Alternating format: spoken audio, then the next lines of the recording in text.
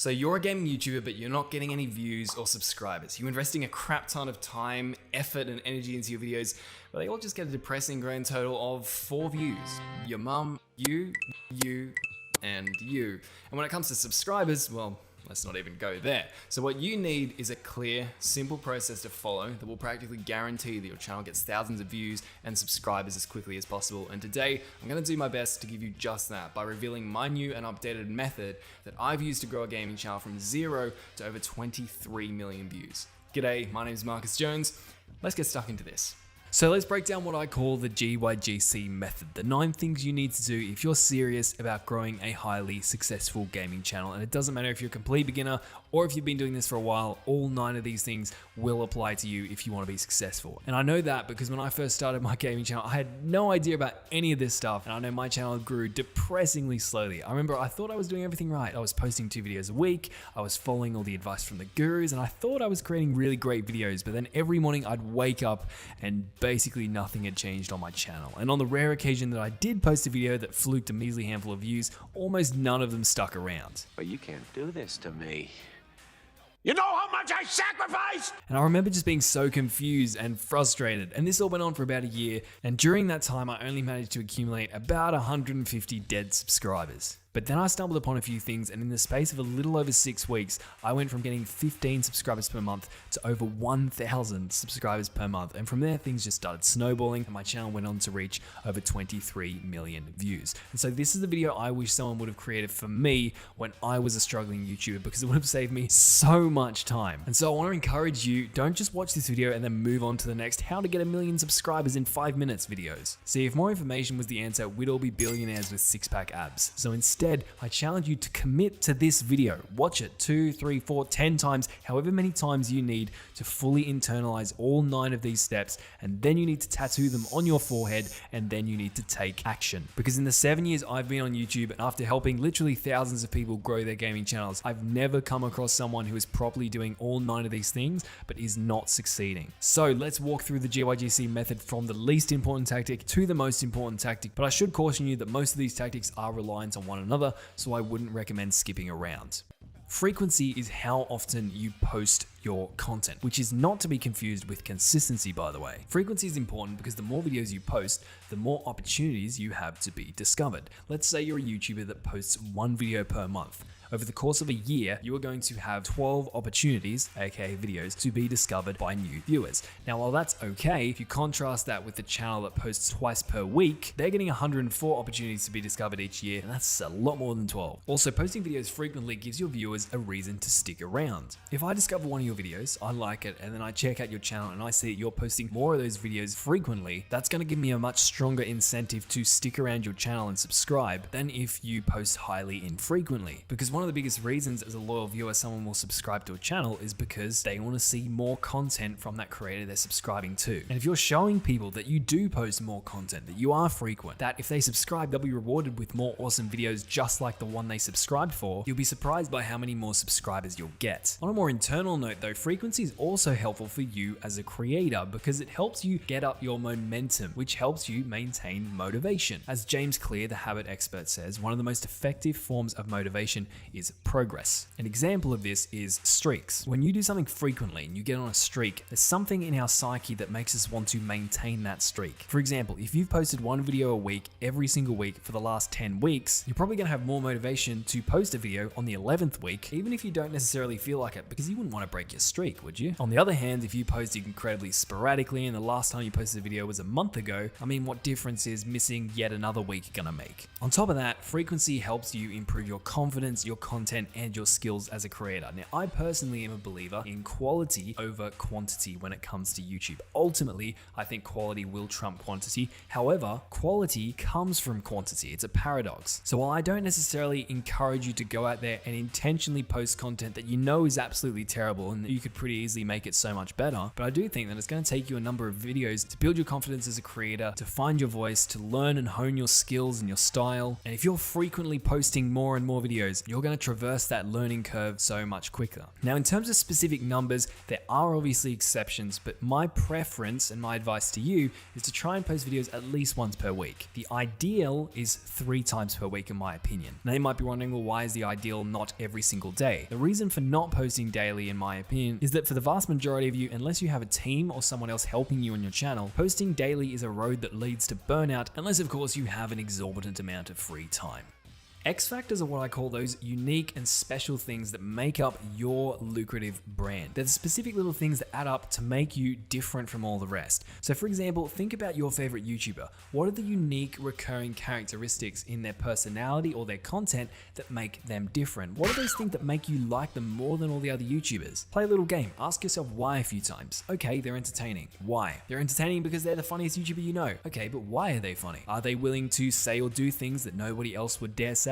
Do they have a uniquely quick wit with accompanying quirks and sayings and in-jokes? Do they jump out of their bedroom window when anything remotely interesting happens? Do they make fart jokes that really knock the wind out of you? And it doesn't have to be just humor. Maybe they just have relatable or distinctive life circumstances. Maybe they have particular attitudes or philosophies about content creation, or maybe just life in general that you find admirable. Or maybe they have a very uniquely in-depth knowledge or skill set that's highly relevant to the type of content they're creating. Whatever it is, when you dive into objectively why it is you like a particular YouTuber over all of the others, usually you'll find there's multiple little reasons or factors that make up why you like them the most, and these are the X factors. Sometimes they come naturally to a creator and sometimes they're cleverly engineered, but obvious or not, in the vast majority of successful channels, you'll usually find them there. Now, it is quite difficult to measure the impact of X factors initially, but they definitely have impact. Firstly, as a small channel, they help distinguish you from the noise. Most of the time, it's unlikely that you're going to be creating a type of content that has never been created before in the history of YouTube. There's just too many YouTubers for that nowadays. So your X factors are going to help distinguish you from everyone else. They're going to help you stand out to new viewers, and they're going to make you memorable, more interesting, and more likable to existing and recurring viewers. Now, acquiring X factors can be different for every YouTuber. For some of you, you might be able to consciously and strategically engineer X factors into your content. For example, MrBeast. Debatably, one of MrBeast's biggest X factors is the fact that he is willing to spend crazy amounts of money in ways that most people wouldn't even dream of. Technically, any YouTuber with enough money could apply that X factor. However, the fact that MrBeast is able to spend so much money is the thing that makes it such a big X factor for him, because few people are able to replicate that. However, an X factor can also just be a particular interest you have or a side of your personality that you simply exaggerate and showcase to people. PewDiePie is a good example of this. Sure, of course, there's the fact that he got into the YouTube scene early and he had the first mover's advantage, but he's also known for his unique memes, his weird phrases, and these little in-jokes. And these are X factors that make him stand out from the rest and make his hardcore fans absolutely love him. Now, I want to call out a caveat here, and that is whatever your X factors are, they need to be audience centric. So I remember once I was talking to a student and he was in a very competitive niche. He was creating Fortnite videos, and we were talking about what makes him different. We talked about finding a sub niche, which is something we'll talk about later in this video as well. And of course, we talked about X factors. And when I asked him about his X factors, he told me that after doing some research, he found that a lot of the creators in his niche all spoke very clearly, all had very clear and understandable commentary in their videos. And then he proceeded to tell me how in his videos, he often mumbled. He slurred his words, he spoke very quietly, sometimes to the point that it was almost impossible to understand what he was actually saying. And he told me that he felt this was his X factor because it made him different from everyone else, and maybe it even made him a little bit relatable to people. However, let me ask you, does watching a commentary video from a YouTuber who mumbles, slurs their words, and is difficult to understand at times sound like an enjoyable experience for the viewer?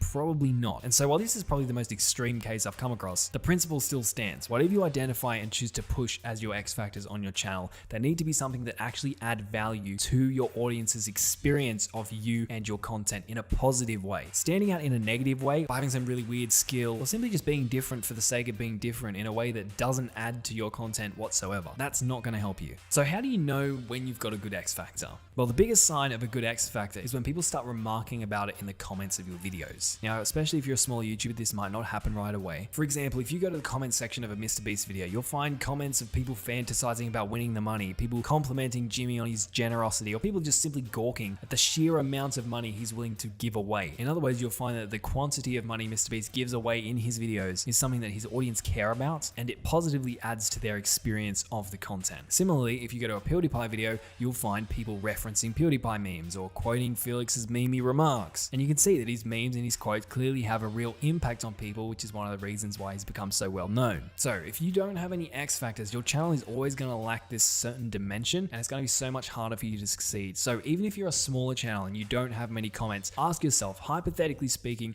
what aspects of you or your channel are noteworthy enough that you could realistically see a bunch of people remarking about them in the comments of your videos. So even if you're not getting comments right now, think into the future and imagine, what is it about you that people might look up to you for? For example, it could be something as simple as this. If you're a tutorial channel and one of your X factors is that you keep all your videos super concise compared to everyone else, you'd know that being concise is a good X factor when you start getting comments like this one, this one, this one, and this one. But he's a bit of a dick. I will send you to Jesus.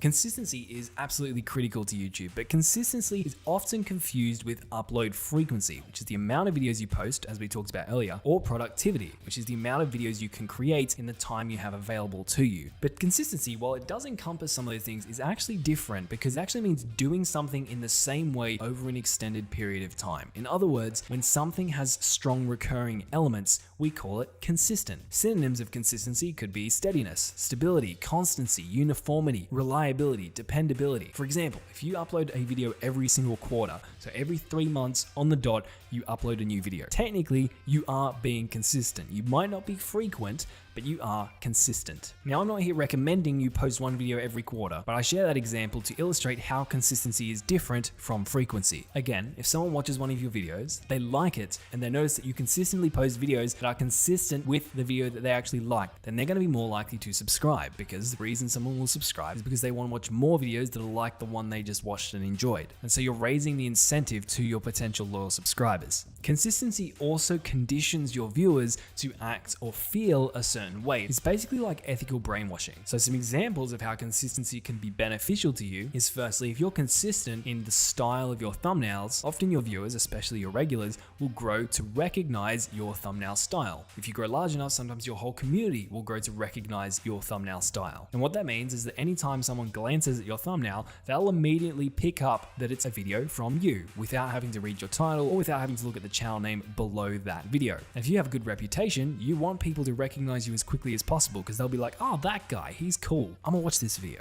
Another example of how you can ethically brainwash your viewers is through your posting schedule. If you post frequently, but you also post consistently, because if you consistently post your videos once a week on Friday at 9 p.m, people might start recognizing that, and if they really like your content, then every Friday around 9 or 10 p.m, they'll tune into your channel. On the flip side, if you're posting videos completely sporadically and no one has any idea when or why you're going to upload videos, your viewers aren't going to know what to think. And that's why being super erratic or having big breaks in posting your videos is not a good idea. Only total noobs do that.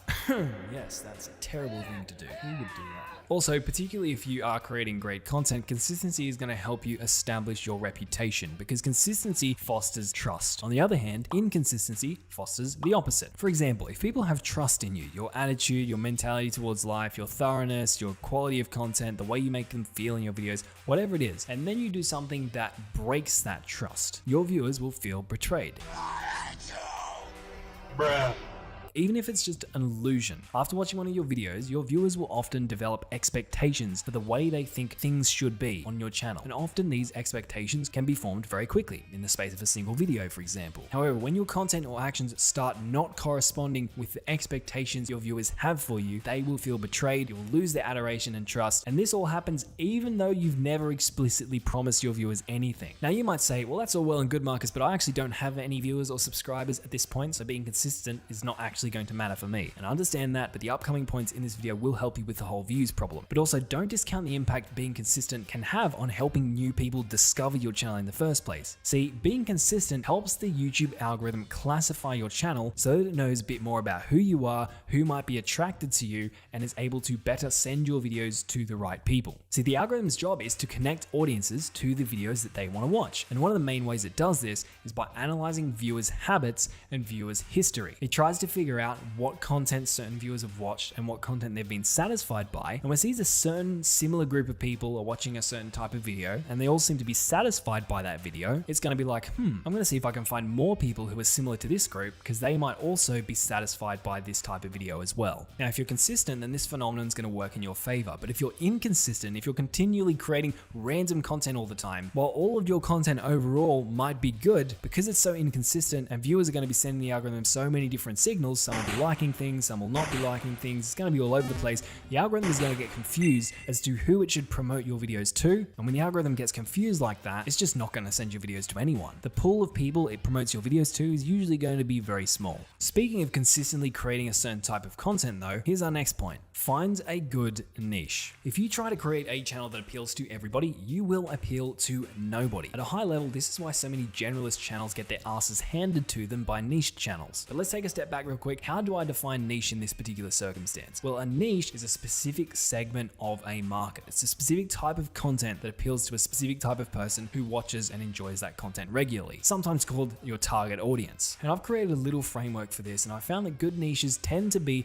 about 3 or 4 layers or subcategories down. For example, if you're in the video games market, which most of you watching this are gaming YouTubers, you could get to a niche by being a bit more specific. You could go from video games to just Star Wars Battlefront 2, which is a specific video game. You could then go down one more level and you could create Star Wars Battlefront 2 comedy videos. And you could even go down to a sub niche where you create Star Wars Battlefront funny clip compilations. So you can see how as we go down the levels, we're getting more and more specific. We're going from just a video game channel to a Star Wars Battlefront 2 channel to a comedic Star Wars Battlefront 2 channel that just posts clip compilations. And in this specific instance, the goal is either going to be the Star Wars Battlefront 2 comedy channel or the Star Wars Battlefront 2 funny clip compilation channel. However, if you're just starting off as a general Star Wars Battlefront 2 YouTuber, or you're just a gaming YouTuber in general, in my experience, you'll have a much harder time succeeding. Now, while often a niche is a specific type of content for a specific type of game, don't make the mistake of thinking that that's the only definition of a niche. It is possible, however, much more complicated and challenging to do correctly, to find successful niches that involve playing multiple games. However, if you want to do this,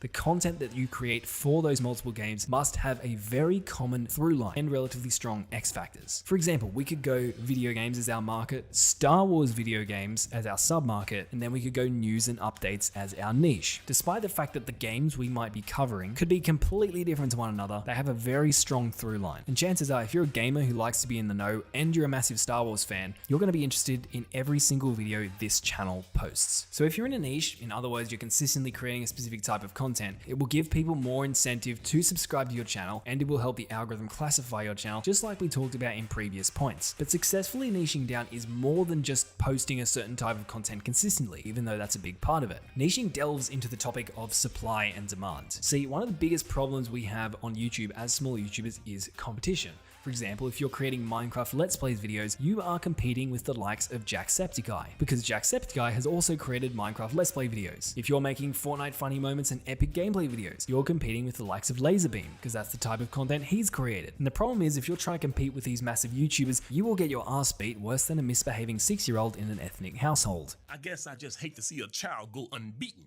At this stage in your journey, you can't compete. So the trick is to not compete. See, in order to be in competition with someone, you need to be playing the same game as them. In this circumstance, I'm not talking about video game here, I'm talking about game in the literal sense of the word. For example, the English Premier League's Manchester United don't have to worry about competition from the NBA's Chicago Bulls, because while they are both sporting teams, they're not directly competing against one another. They are in different arenas. And so that's how you want to think about and get around the problem of competition as a small gaming YouTuber. You find a game, aka a niche, that's specific enough that you don't have to compete with all these massive YouTubers. Because while these big YouTubers might have all the views and subscribers, we all have the same amount of time, and they can't be creating every single piece of content that could possibly be created. They just don't have the time. So the trick to picking a good niche is balancing that supply and demand. And let's first talk about supply. You want to find a niche that's small enough that there's not a stifling amount of competition. But that's only half the equation, because demand, aka people wanting to watch that type of content, is equally as important as supply. For example, if you go to YouTube and you type in Fortnite funny Mongolian throat singing Taylor Swift parodies, you will find that there are precisely 0 channels dedicated to this glorious niche. And you might think to yourself, it's free real estate. But let me tell you, my friend, there's a very good reason for the lack of supply. And that reason is, aside from me, nobody wants to watch that type of content. So in summary, not only does picking a niche involve consistency and creating a specific type of content and making sure that it's specific enough that there isn't an overwhelming amount of supply and massive YouTubers creating content that's going to beat yours into the ground, but you also need to bear in mind and do your research to make sure there's enough demand in that niche to make that content worth creating in the first place. Now, I know it sounds complicated, and that's kind of because it is. It does take a bunch of research and often some trial and error to get it right. But when you do find that content market fit, when you do find that niche that just clicks with you,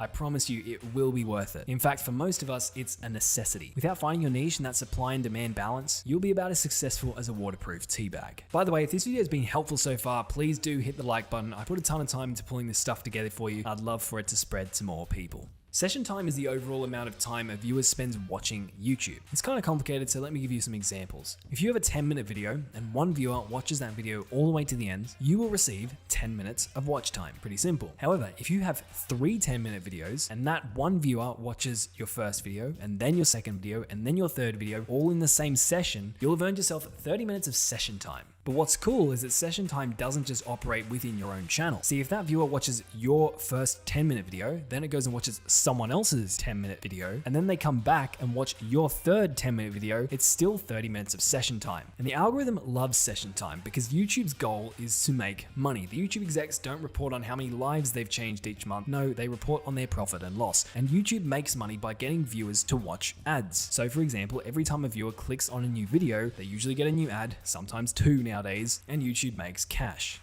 We've got to have money.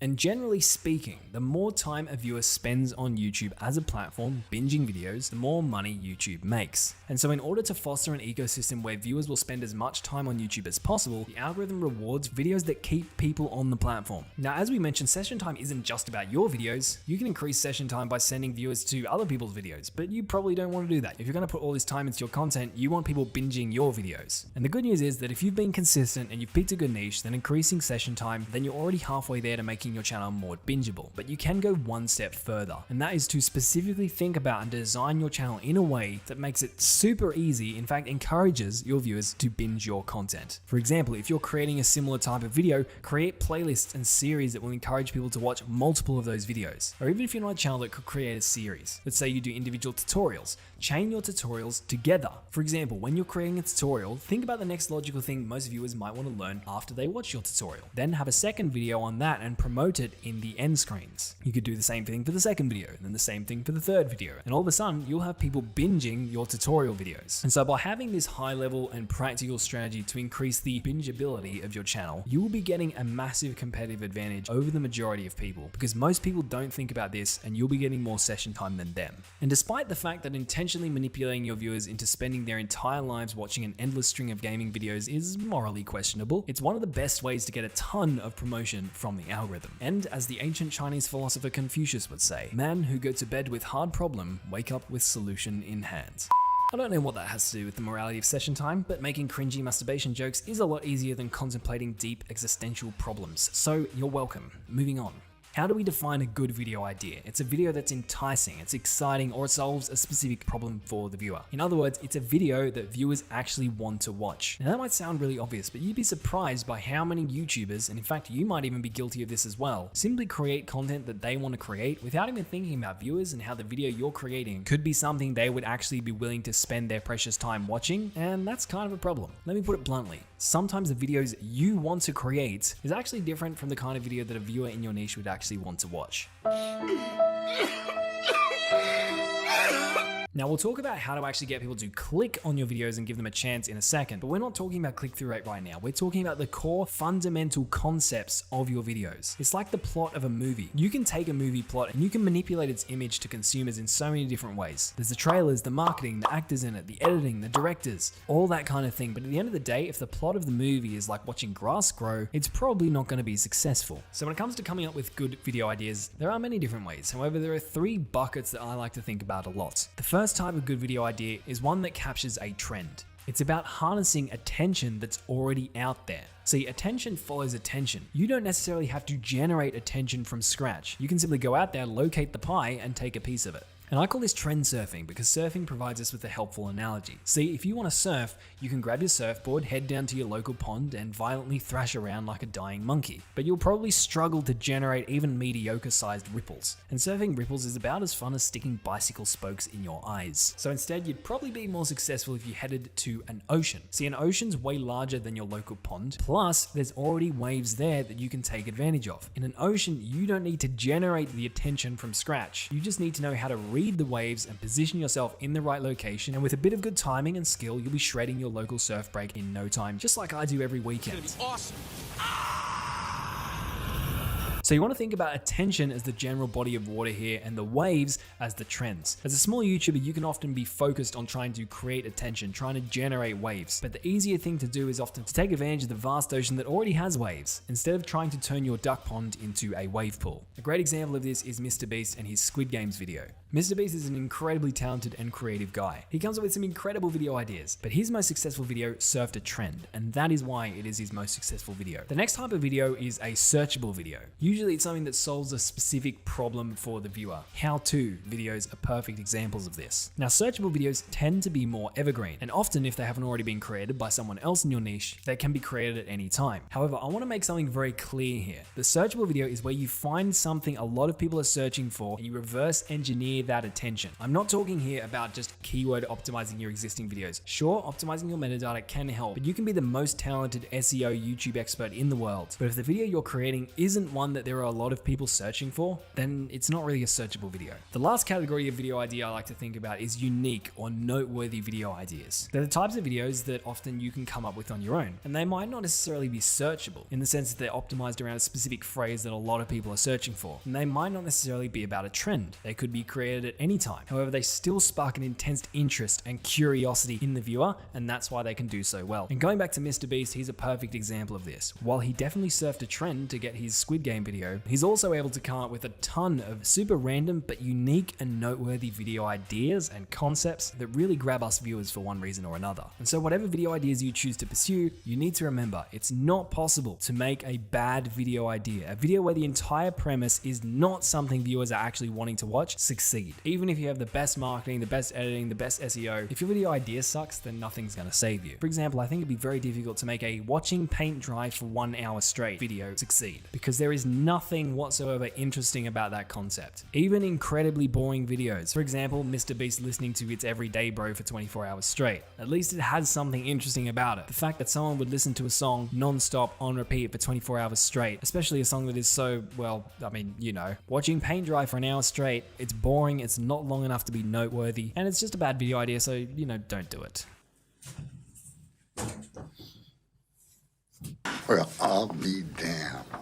Your click-through rate is the amount of people who click on your video after they see it listed on YouTube, divided by the total number of people who see your video listed on YouTube, regardless of whether or not they clicked it. So for example, if 10 people see your video listed on their YouTube homepage, and one of those people clicks, you will have yourself a click-through rate of 10%, because 1 is 10% of 10. So improving your click-through rate, in other words, making your videos more clickable, is incredibly important, because if you can't nail that side of YouTube, then everything else falls in a heap. If you can't get people to click, you won't get views. If you can't get views, you won't get watch time. If you don't get watch time, you won't get impressions, you won't be able to monetize your channel, and you won't get session time. And so in other words, all the work you put into your channel is completely useless if you can't first win the click. On top of that, click-through rate's incredibly important because the algorithm recognizes how important it is, and the better your click-through rate, the more likely it is the algorithm will promote your videos. One of the biggest factors that will influence whether or not the algorithm will promote you is whether or not it thinks your videos can win clicks. So how do you optimize your click-through rate? Well, there are a couple of main ways. Firstly, having good video ideas,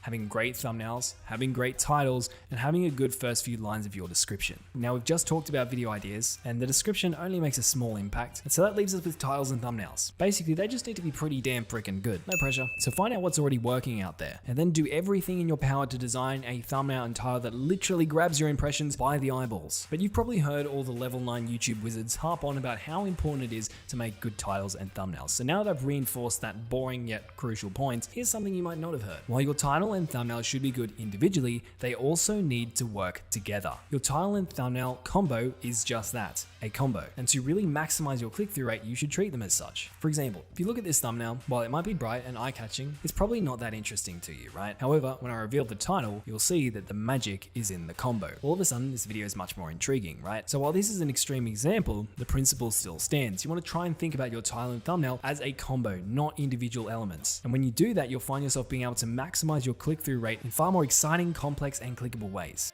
At the end of the day, your content is the backbone of your channel, and so you better make sure it's bloody goddamn satisfying for your viewers. And by satisfied, generally we're talking about videos that are engaging or valuable enough to keep your viewers watching all the way to the end of your video. Now, it's basically impossible to get 100% viewer retention rate, but you should be doing everything in your power to get as many people as possible to watch your video to the end. And when they reach the end of the video, you want them feeling happy with their decision to have watched your video. Bonus points if you can exceed their expectations. And so what that means is don't leave them on a cliffhanger or not give them what it is they came for because you think it will increase session time. Some people try to leave viewers on a massive cliffhanger or not even provide viewers with the value that that video promised, and they try to direct those viewers to another one of their videos thinking it'll increase session time. But most of the time it just pisses the viewer off, which sends negative signals to the YouTube algorithm, and then the YouTube algorithm will slaughter your channel, along with your hopes and dreams. Now, the best way to create content that satisfies viewers is to, cue Captain Obvious, create awesome videos. Creating awesome videos will naturally result in viewers wanting to watch more of your videos and subscribing so they can bookmark your channel and watch even more of your videos. And when these things happen, the algorithm picks up on these signals and is going to promote your channel way more. Now, when it comes to improving the quality of your content, there are a couple of different types of quality. There's objective quality, and these are the concrete things that you can measure empirically. For example,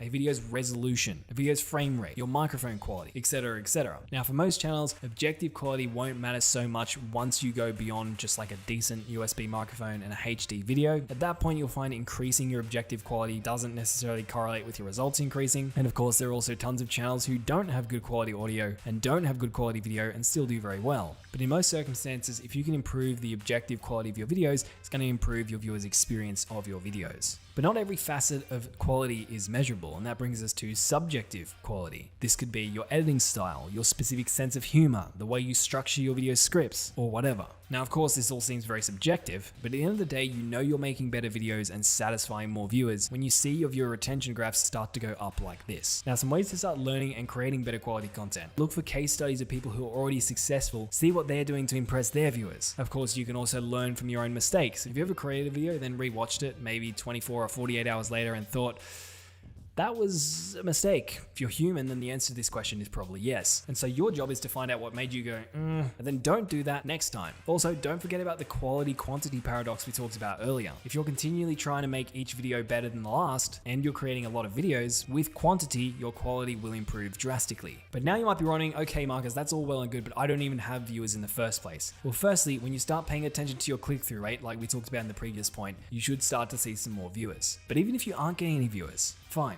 You've got 5 views. Your job is to make all 5 of those people watch your video all the way to the end. I challenge you to get all 5 of your viewers to reach the end of your video. Now, 5 views might not sound like a lot, but think about the last time you were in a room with 5 people. Sure, it's not exactly a crowd, but 5 people is still 5 people. Try and create content that's going to be so satisfying for them that they're going to watch it all the way to the end. And if you can do this, soon you'll find yourself with a lot more than just 5 people. Is it possible for something to be more important than creating great content? Yes. YouTube is hard.